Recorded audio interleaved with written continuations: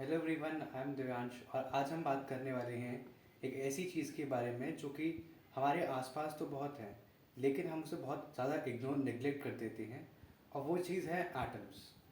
Atoms हमारे आसपास की रखी हुई हर एक चीज़ को बनाते हैं। मतलब जो मैटर जो हमारे आसपास है वो सब एटम्स के थ्रू ही बना होता है। एटम्स को बहुत ही छोटा पार्टिकल माना जाता है, जो कि एक्चुअली वो होते भी हैं। और इसके पीछे जो भी हम एटम्स को अज्यूम करते हैं, जो ऐसे एटम्स हम मानते हैं होते हैं, उसके पीछे एक बहुत बड़ी हिस्ट्री है। पहले कई सारे मॉडल्स आए जिनने बताया कि एटम्स कैसा दिख सकता है। उन पे रिसर्चेस हुई और हमें आज जाके ये पता चला है कि एटम्स कैसा दिखता है। तब भी इस पर हम अभी और काम कर रहे हैं, तो ताकि हम एटम्स के अंदर जो सब पार्टिकल्स हैं उनके अंदर क्या होता है वो भी जान सकें। आज इस वीडियो में हम बात करेंगे कि पहले मॉडल्स कैसे थे जिनने हमें बताया कि स्टार्टिंग में एटम्स होते कैसे हैं। इसमें सबसे पहला नाम आता है डाल्टन का। डाल्टन बहुत ही बड़े साइंटिस्ट माने जाते हैं केमिस्ट्री में, जो जिन्होंने अपनी थ्योरी दी थी जिसे हम कहते हैं डाल्टन्स एटॉमिक थ्योरी, जिनमें इनने कहा था कि हर एक चीज़, एवरी मैटर जो है वो एक बहुत ही छोटी सी यूनिट से बना है जिसे हम एटम कहते हैं। उस यूनिट को ना ही आप फर्दर डिवाइड कर सकते हैं और ना ही उसे तोड़ सकते हैं। और उनने ये भी कहा था कि एटम्स को ना ही डिस्ट्रॉय किया जा सकता है, ना ही बनाया जा सकता है। मतलब जो एटम्स हैं वो सब चीज़ को बना रहे हैं और ना ही हम उन्हें तोड़ सकते हैं और ना ही बना सकते हैं। ये बेसिकली इस तरफ इशारा करता है कि मैटर जो है वो ना ही डिस्ट्रॉय किया जा सकता है और ना ही बनाया जा सकता है, बस एक फॉर्म से दूसरे फॉर्म में कन्वर्ट किया जा सकता है। लेकिन आज हम जानते हैं कि एटम एक सबसे स्मॉलेस्ट पार्टिकल नहीं है। उसके अंदर भी बहुत सारी चीज़ें हैं, जैसे कि इलेक्ट्रॉन, प्रोटॉन और न्यूट्रॉन। ये सब चीज़ों के बारे में डाल्टन ने कुछ नहीं कहा। फिर उन्होंने दूसरा पॉइंट ये दिया कि जितने भी एटम्स हैं, जैसे मान लीजिए अगर एक एलिमेंट है, तो एलिमेंट हम बोलते हैं कि वो चीज़ जिससे मतलब जो सारे एटम्स हैं उसके वो सेम हो।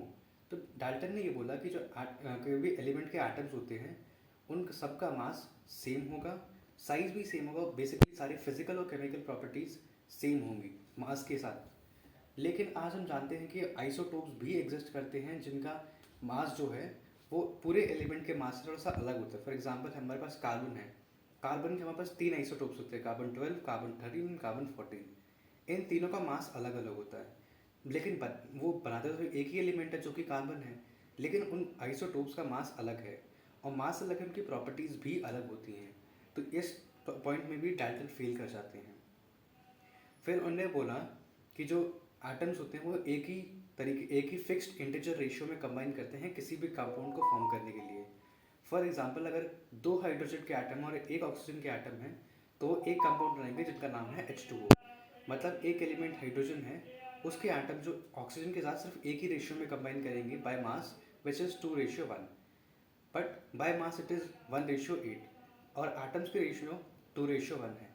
लेकिन जब हम बात करते हैं, जब आइसोटोप्स में हम इसे देख के देखते हैं, फॉर एग्जांपल हमारे पास हाइड्रोजन है, उसके हमारे पास 3 आइसोटोप्स होते हैं, प्रोटियम, ड्यूटेरियम और ट्रीटियम। अगर हम D2 को फॉर्म करते हैं, जो कि एक तरीके से हाइड्रोजन एलिमेंट और ऑक्सीजन एलिमेंट के मिलने से ही बना है, बट जो मास का रेशियो है वहाँ पे चेंज कर जाता है। यहाँ पे 1:8 होता है, वहाँ 4:16 होता है, मतलब 1:4 का रेशियो हो जाता है बाय मास। तो इस जगह पे भी डाल्टन की एटॉमिक थ्योरी फेल हो जाती है। उसके बाद हम जो चौथा पॉइंट वो देते हैं, वो ये है कि जो एटम्स होते हैं, किसी भी जब कोई कंपाउंड फॉर्म कर रहे होते हैं, तो जब फॉर एग्जांपल हमारे पास कोई एटम है, एलिमेंट अगर किसी कंपाउंड कोई कंपाउंड फॉर्म कर रहा है या कोई भी केमिकल रिएक्शन में पार्ट ले रहा है, तो उनमें एलिमेंट्स का अरेंजमेंट होता है या फिर एटम्स का कुछ ऐसा अरेंजमेंट होता है जिससे नए कंपाउंड्स फॉर्म होते हैं। जो कि हाँ, आज तक हम मानते हैं कि हाँ बिल्कुल सही है कि एटम्स का अरेंजमेंट होता है केमिकल रिएक्शन में, जिसके थ्रू नए कंपाउंड्स फॉर्म होते हैं। और इसी तरह डाल्टन की एटॉमिक थ्योरी ने स्टार्टिंग में केमिस्ट्री को बहुत ज़्यादा बूस्ट किया, ये बताने में कि एटम कैसा दिखता है, प्रॉपर्टीज़ क्या क्या चीज़ें होनी हैं एटम्स की, और वो किस तरह से बिहेव करता है। फिर इनके बाद अलग थ्योरी आई जिन्हें हम कहते हैं थॉमसन्स प्लम पुडिंग मॉडल, जो कि एक तरह का मॉडल था कि एटम कैसा दिखता होगा।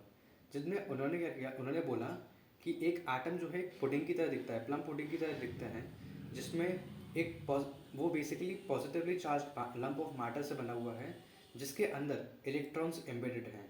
ये बिल्कुल उसी तरह लगता है जैसे कि पुडिंग में पूरा पुडिंग है और उसके अंदर हमने कोई इंग्रेडिएंट डाल सकते हैं, जैसे कि कोई स्टफिंग डाल रखी है उसके ऊपर, तो उस केस में वो प्लम पुडिंग मॉडल जैसा ही दिखता है बेसिकली।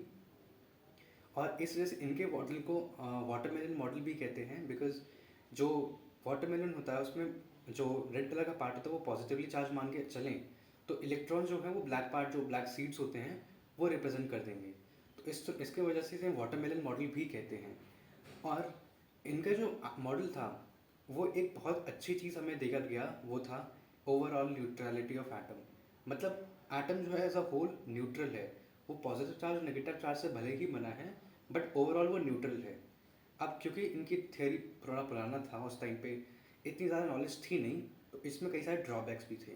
पहला ड्रॉबैक ये था कि मास को जो है ओवरऑल सेम डिस्ट्रीब्यूशन मांगता है हर जगह। इसका मतलब ये है कि अगर पूरा एटम है तो हर जगह मास जो है वो कांस्टेंट है और मतलब वेरी नहीं कर रहा है। बट एक्चुअली हम जानते हैं कि जो मास होता है किसी भी एटम को, न्यूक्लियस में ज़्यादा कंसनट्रेटेड होता है और इलेक्ट्रॉन का मास हम निग्लिजिबल मानते हैं।